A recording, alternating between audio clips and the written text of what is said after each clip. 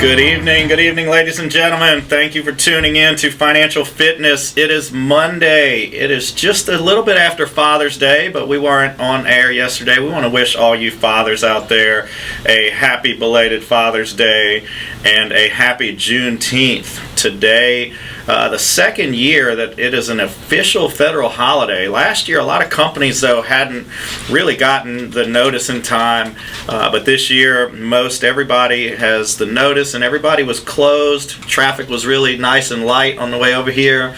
A lot of us got to enjoy a 3-day weekend, sleep in a little bit late today, and again, happy Juneteenth to everyone out there, and we thank all of you guys who are listening. And I felt compelled today that we talk a little bit about fatherhood, being that it's Father's Day weekend, and probably the greatest thing I've been fortunate to be is a father to 3 amazing kids, a stepfather and a father. So I've seen both sides, and knowing my past and where I grew up, it's definitely something that is absolutely key in the well-being of a family and the well-being of children. So fathers out there, your role is huge in how your children grow up, and it's something that can't be taken lightly. And our show, Financial Fitness, we talk about finance, we talk about business, those are things too as fathers that we have a responsibility as providers for our family, and also the protectors of our family. The male in any species is the protector and normally the provider. And again, in the human species, that is something we need to take on those roles and take great pride in that. As a father, you look at most of the problems that we have in our society, and a lot of it comes from fatherless households. You go to any prison, you go to any place where there's a lot of problems with crime or anything in that regard, it all stems from a lack of fathers in the household. And being that it's Father's Day, we had a last-minute cancellation, so we've got my good friend, Mr. Tre Gradnigo. How's it going, everyone out there? How's it going? Keeping me in line. He keeps my marketing tight, and since our guest couldn't make it, we had a really good show on the medical side lined up, but it fit right in. We could go into fatherhood, Father's Day. Yeah. I always see you with your beautiful baby girl and alongside with you, and I know you do a great job with that as well, and proud father as well. And it's one of the best experiences that I've had. My story is, I've always wanted kids. I think I was just born to be a dad. I really was, and but I had children late, right? And and there was a period of my life that I was like, man, I just felt like, is it gonna ever? You getting old? Yeah, I'm getting on up there. These gray hairs keep creeping up on me, and when it happened, it was surreal. How old were you? Well, I'm gonna go ahead and date myself, right. But I did that to you. Let's see, how old am I now? So I was 40. I was 41. Nice. With when I had my first child, and it's like, I really, but I've always been a one that worked with young people, and I've had a lot of a lot of the kids call me Uncle Tre. I had a youth camp, and so I had a lot of kids that I would have influences in their lives. But there is just nothing like being a father, and I didn't realize that until I had my daughter, and just everything changed. It changed my life completely. Yeah. And it's just an experience that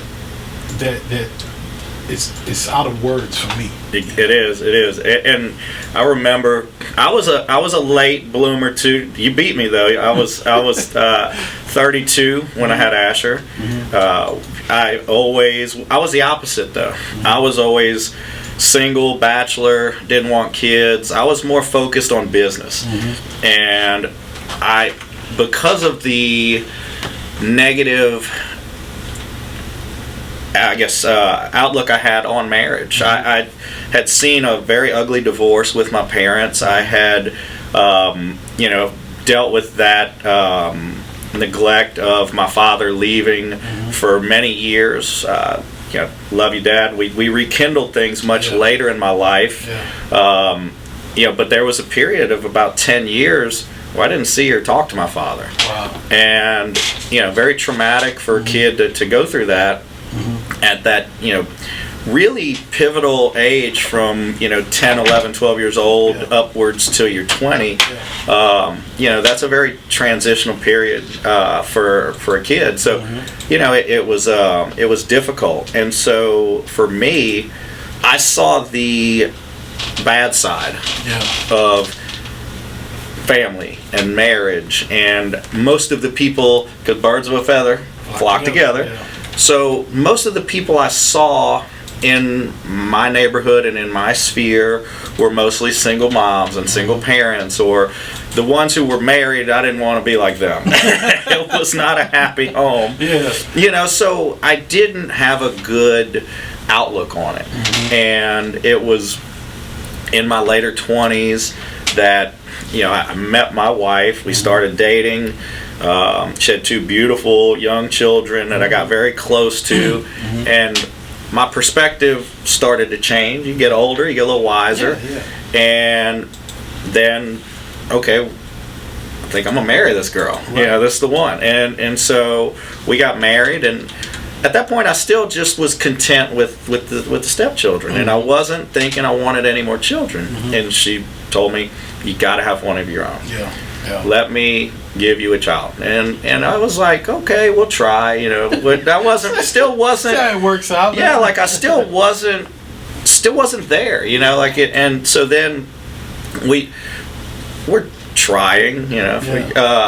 Which I joked with her too, because within like a month, I'm cooking, I'm grilling for the LSU National Championship game. I'll never forget, me and my best friend Mark Walker, we're out there and we're grilling, and she comes and she says, hey, I need you to come inside and I need to talk to you about something. And I knew I hadn't done anything wrong. So I was like, why is she pulling me away from grilling with my boy to talk about?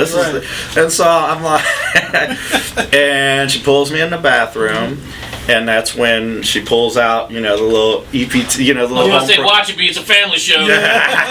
Pulls out what? The little pregnancy test. And she shows it to me, and I've never, luckily, I never had a pregnancy scare either in my life. So I was like, wait, is that positive?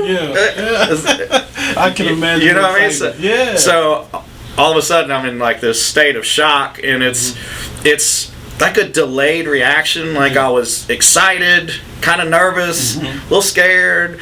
It's like this whole like wave of emotion that was kind of setting in. Wow. And so then we hug, and we're all tearing up, and it was pretty, and it's like you said, surreal moment.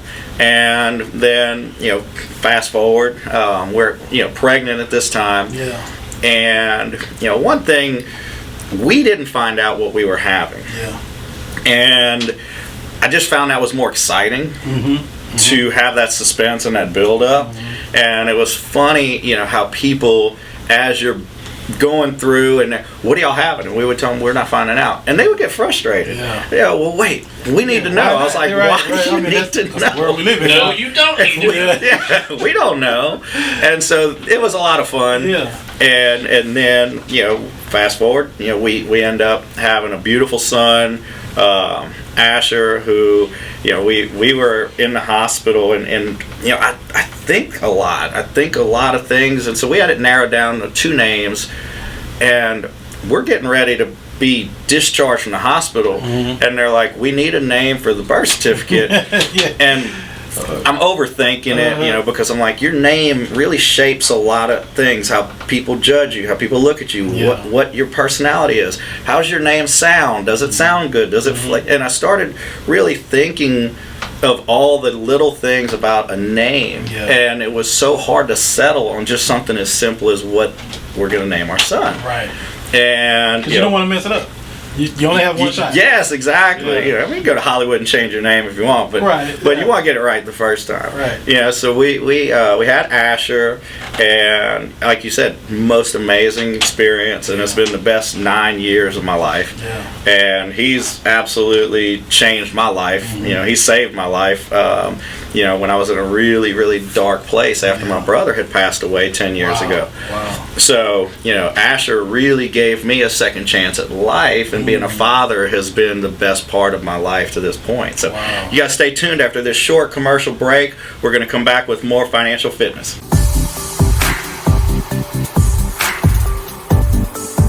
So, speaking of Father's Day weekend, had an amazing weekend. Rocking one of my gifts, my Rocky T-shirt. Nice. Yeah, anybody that's watching, a big. Nice. Yeah, obviously my Italian. You got Italian too. So That's anybody, right. you got any Italian, and you gotta love Rocky. That's right, man. That's right. That's right. Tre Gradnigo, straight from Venice, Italy. And I don't know if anybody doesn't like the Rocky movies. You gotta like it. I mean, he's a winner. Exactly.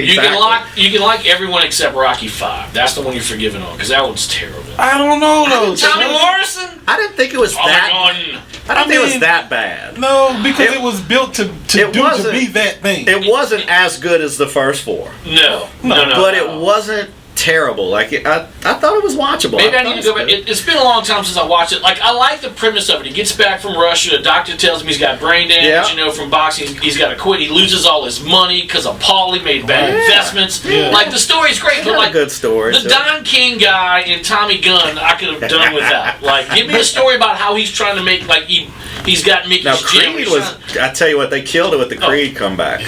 Both Creed movies were fantastic. They did. And I'm excited for the Creed 3 that's going to be coming out. They're doing a 3? Oh, they're filming. I think it's already done filming. I think they're done. Oh, I have to shout out to my boy Corey out there in Cali. He's a good friend of mine. Actually, is Michael B. Jordan's personal trainer for those movies. And He's stuff. directing the third one. So Corey might. I don't know. Corey might have a little cameo in that. So one of my boys I used to compete with here in Louisiana. Nice. He's now a big celebrity trainer out in Cali. So he's doing well, doing his thing. So tell us about the fight. You know? So to get back on track, we got a little ADD sometimes here in the studio. We move around a little bit. It's loose today. So this weekend, Father's Day weekend, you know, Asher had his first fight, if you guys were listening last week, you know, in the steel cage, in the octagon. And Big Papa, you know, here in Notorious Big, so Asher got to pick his fight music. And Asher, if anyone knows Asher, he is a huge Conor McGregor fan. And he said, well, I want to do Notorious B.I.G. because I want to come out like the Notorious Conor McGregor. Nice. Yeah, I mean, he came out, his ring walk, had his swag and everything. Yeah, he killed it, man. Killed it. Killer fight, man. Those two kids went at it. It was a battle. You saw the footage. Asher shoots in, killer takedown, gets him in a guillotine, almost tapped the kid out. Then the kid got out. They would go back at it for a minute, and then couple of good back and forth scraps till unfortunately Asher got caught with an armbar. And he you know, one thing, talking about fatherhood and you know, parenting advice and your children and all, you know, this show, I always want to help people be better at business or, you know, family things that I learned along the way. Asher's at the gym right now. Wow. He's at the gym right now with his coach. You know, they've watched the film, and Asher, you know, he wants to go train. He wants to go work on what did I do? Right. What do I need to improve? What can I fix? And you know, so as fathers, we need to teach our children good fundamentals. You know, for life. Hard work, you know, perseverance, and being able to overcome adversity and overcome failures. And you know, there's no failures. Failure is really a bad word. Overcome obstacles, and again, anytime you have a loss, a failure, anything like that, it's just an opportunity for growth. Problem is, most people don't grow from it, and they don't take the lesson and learn from it. A lot of people just give up or quit, and they don't ever overcome those obstacles. But the biggest reward is when you overcome those obstacles, because Asher's going to fight this kid again. Yeah. And they're both from the same state. They're both similar. I think the kid might have about 5 or 8 pounds on Asher, but there'll be future competition. So to come back and avenge that loss, and overcome that is going to be, again, a huge confidence builder. And what's major, especially speaking as a father, we have to be the examples. We have to exemplify those behaviors that we want to see in our young people, and that definitely means being transparent.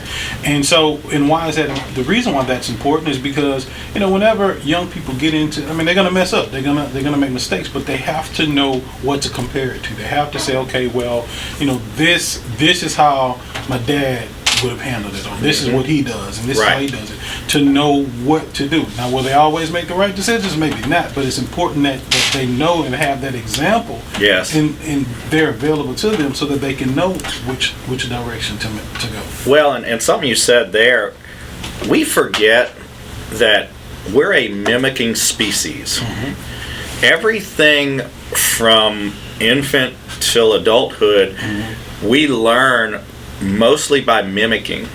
And everything you do, your kids are watching. They're watching, and they are listening, even when you don't think they are. They might have their iPad there, but they're still picking up on little things. And so every little thing you do is bigger than that. It's not a little thing. That's right.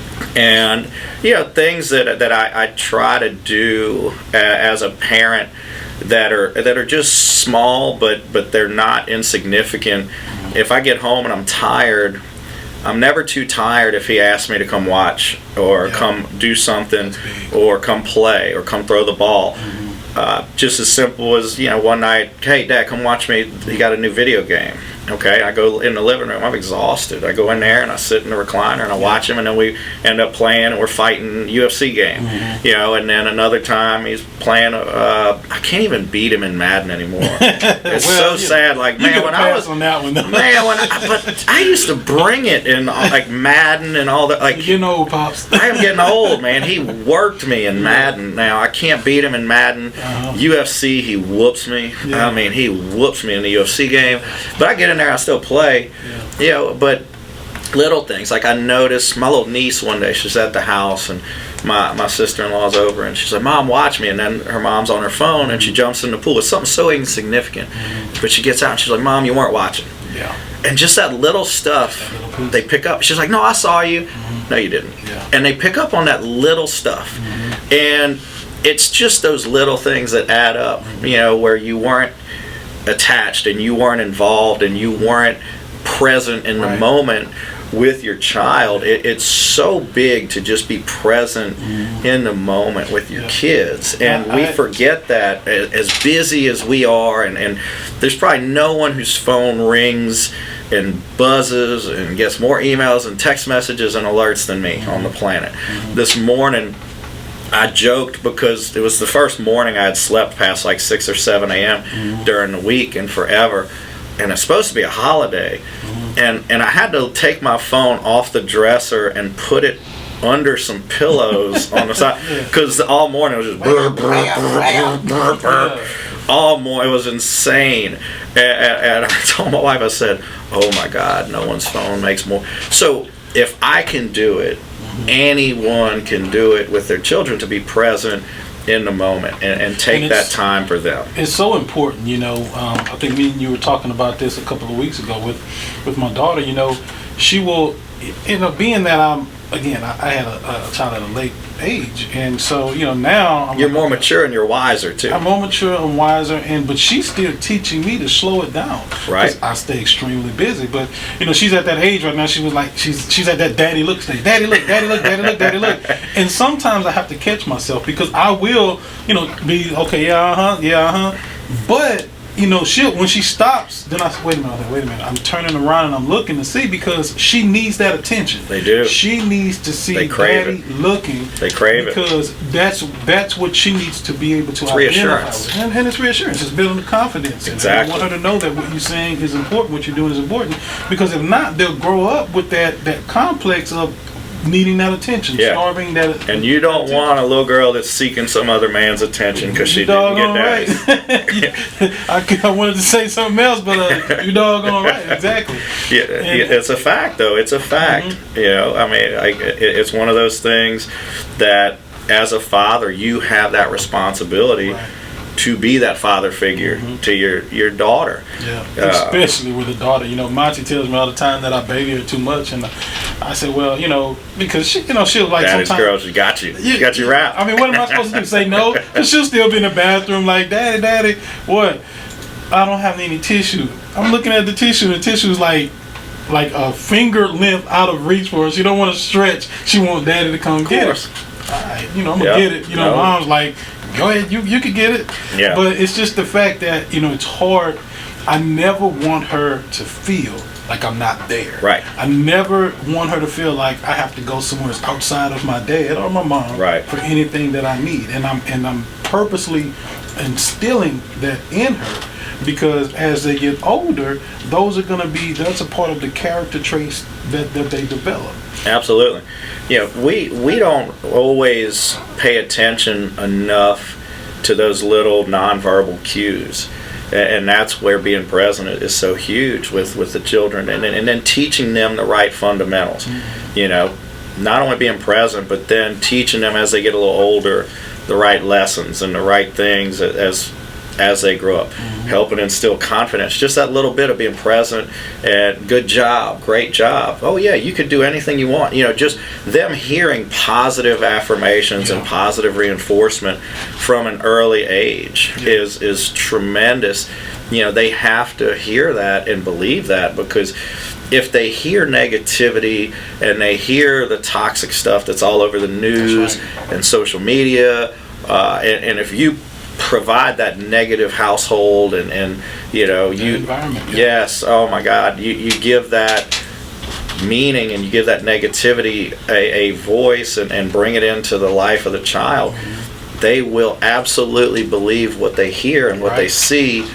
And if you don't foster constant positivity, then you're setting that child up for a very, very difficult road ahead. That's right. Whereas if you bring the positive things and always keep them moving in a positive direction, you can absolutely change and give them a better course than where your life is. Give them a better foot forward and teach them from lessons and mistakes that you might have made along the way. So stay tuned after this short commercial break. You guys stay elevated out there. We got more financial fitness right here.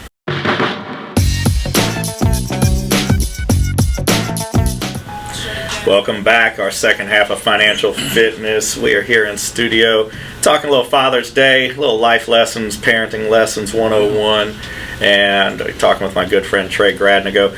I was watching Formula One this weekend, little Father's Day race day. Had my Father's Day McLaren hat on. Had to rep my team, you know.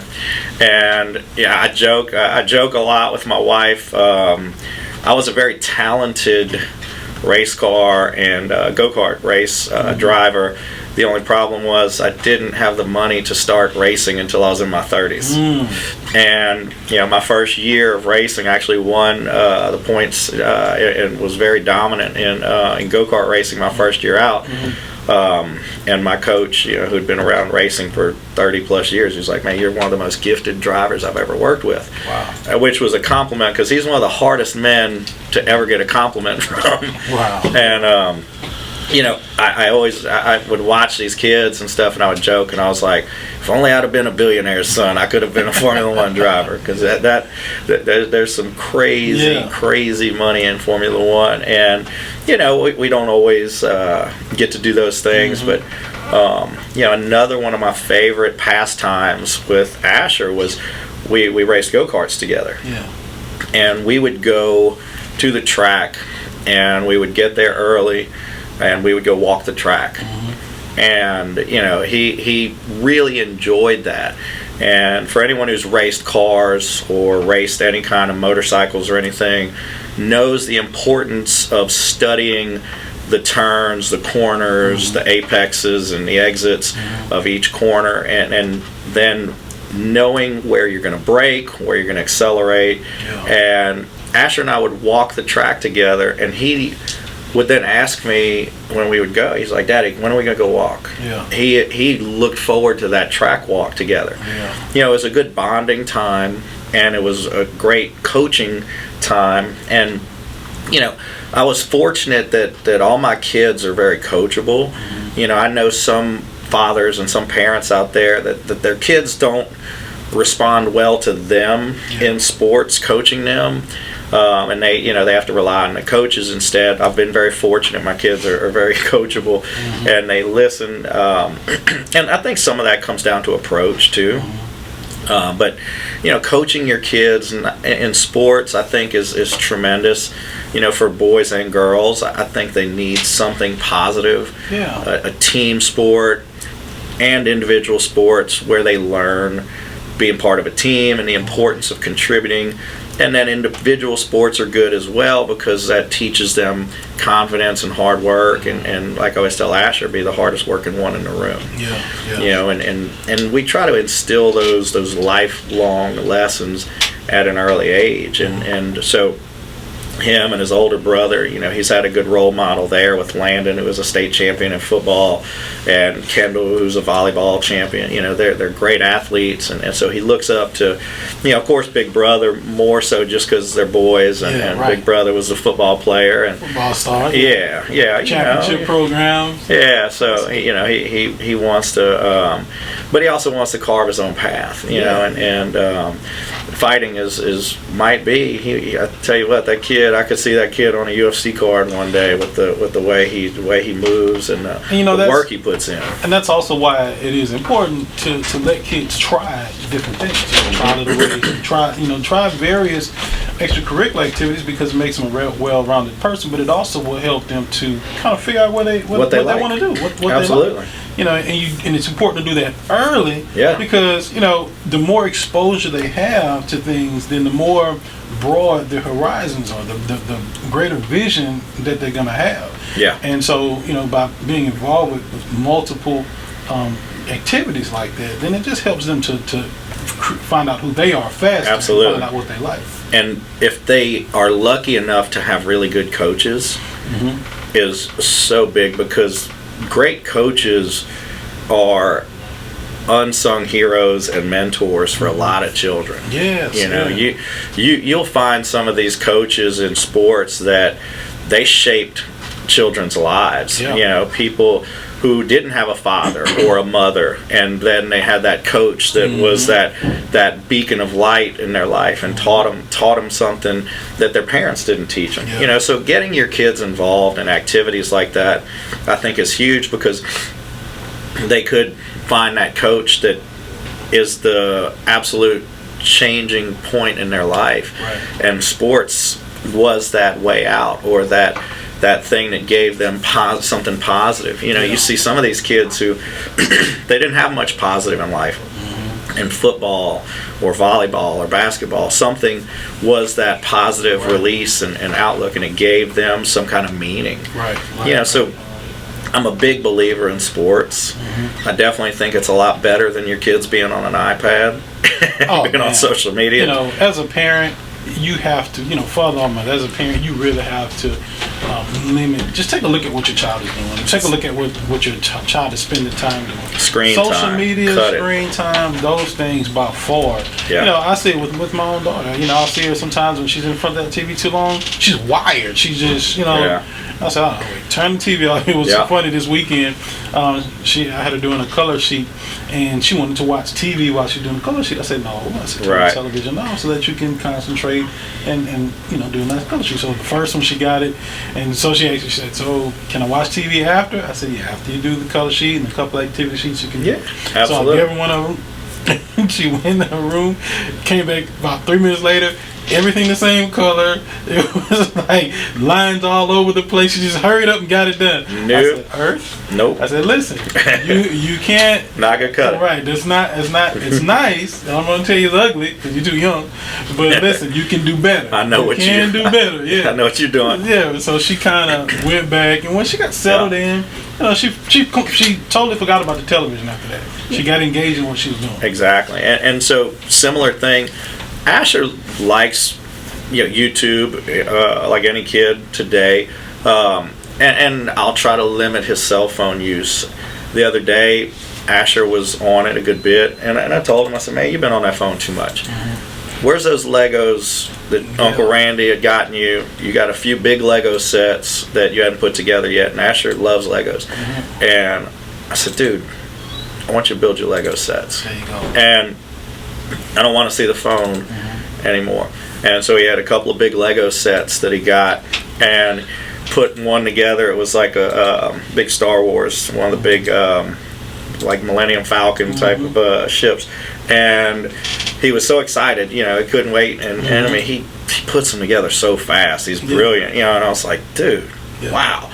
Puts it together, 1,000-piece set, and he's so proud of it. And I said, doesn't that feel better than watching a YouTube video? He goes, it really does. And so he's playing with his Legos, and it works their brains, gets them thinking. I don't help him at all with any of his Lego sets. I don't give him tips, pointer, anything. He has his own little method that he gets. He's got like each little bag of pieces. He gets he goes and gets paper plates, and he puts them, labels them, number 1, 2, 3, 4, 5, 6, and he has each plate, and he sets them out, and he's systematic, and he knocks them out. That's awesome. And so he went and bought another Lego set with a Formula One and a McLaren, and he said, he put that together. That's called manifestation. There, you put together a McLaren. Yeah. So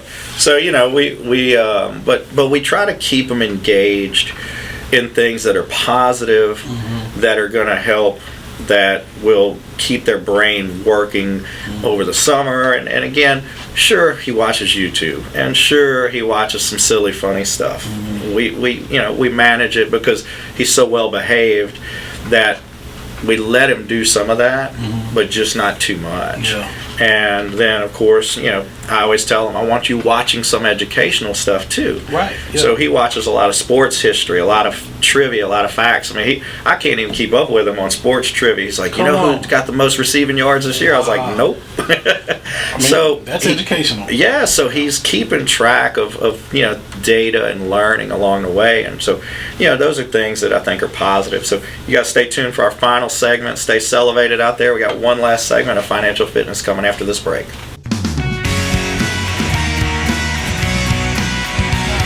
Welcome back. Our final segment here on Financial Fitness. We're talking a little Father's Day, little life lessons, parenting lessons. And on the break, Trey and I were talking a little bit about protecting the innocence of children. That childhood blissful innocence that you can't get back. And during the break, I was telling Trey, I said, Asher still knows that there's a Santa Claus, and he still knows that there's a Tooth Fairy, and he gets that true childhood joy for Christmas, and when he loses a tooth, and it's our job to protect our children from the ugly world around them as long as possible. They don't need to know a lot of the ugly truths and things that happen in the world. They don't need to hear mommy and daddy fighting.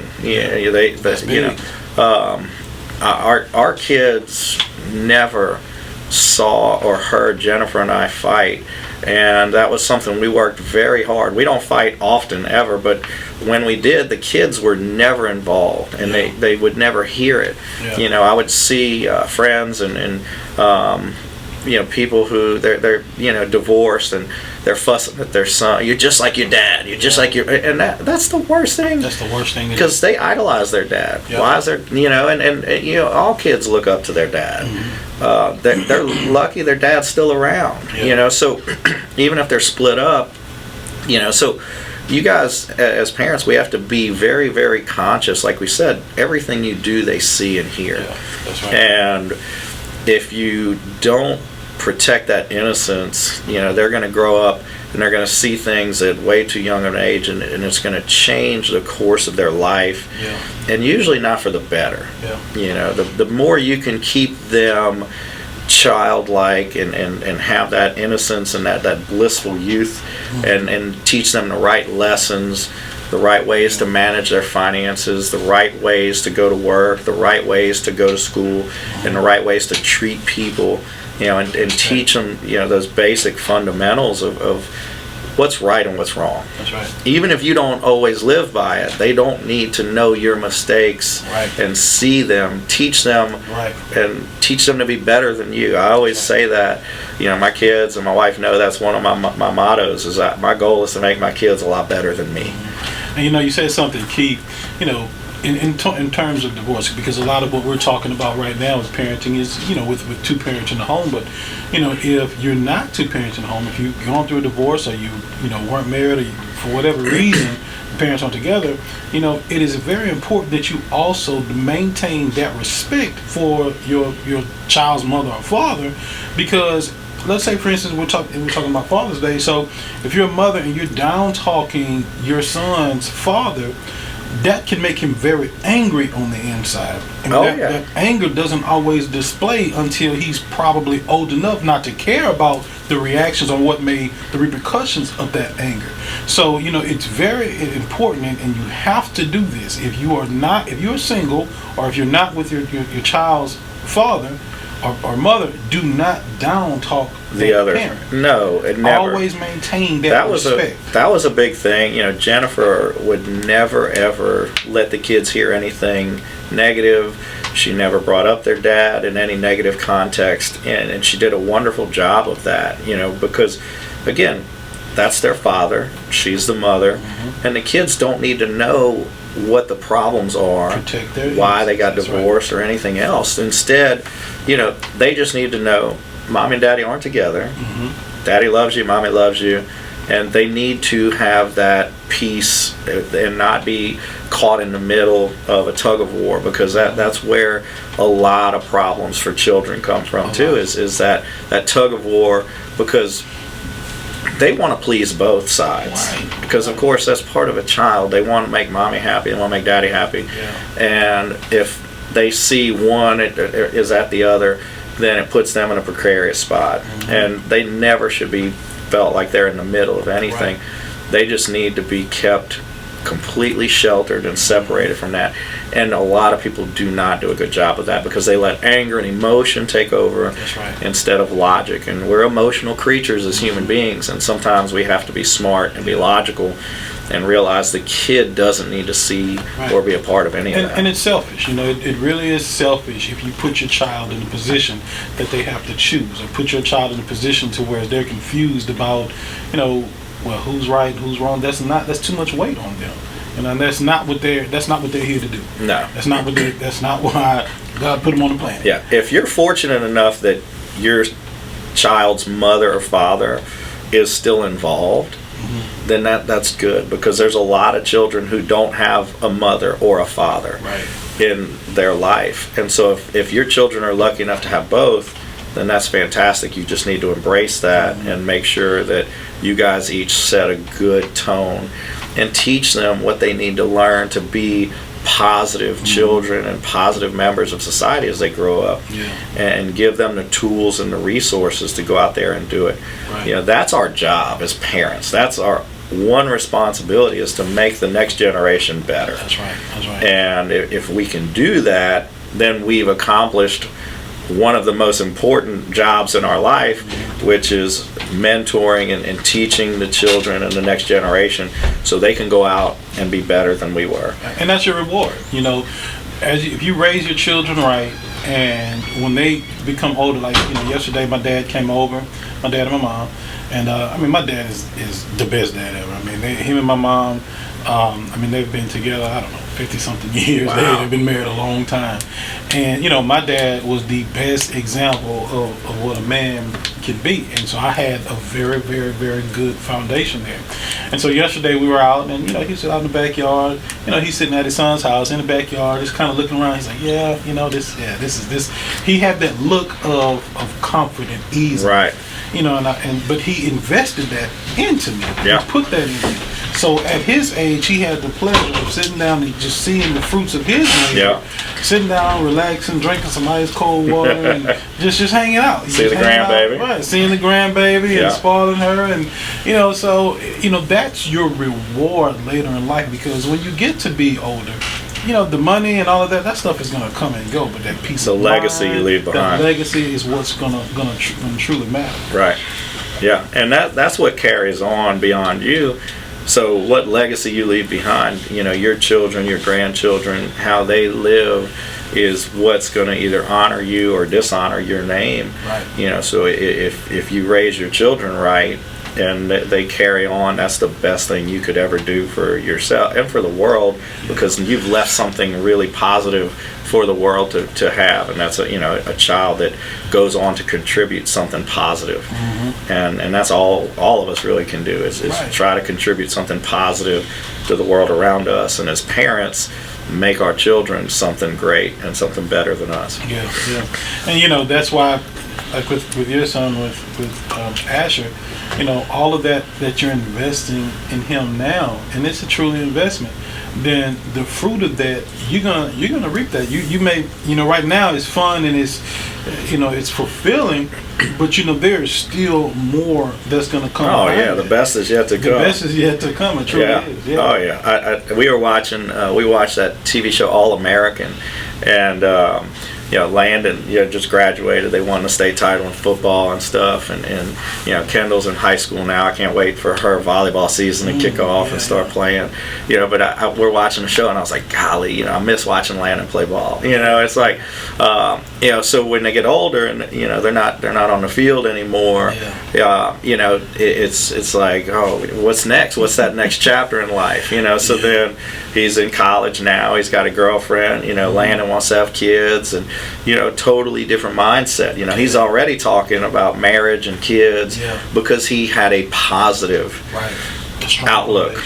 Even though his parents got divorced, they still remarried, and he sees we're happy, and his grandparents have been together for 50 years or what have you, and so he wants kids and a family. So wanting that because he's seen a positive family environment, and that's the thing that we could do for our children. So that's it for us tonight on Financial Fitness. Shout out to all the fathers out there. Happy Father's Day. We thank you guys for listening, and you guys stay salivated for more episodes of this every Monday from 6 to 7 p.m.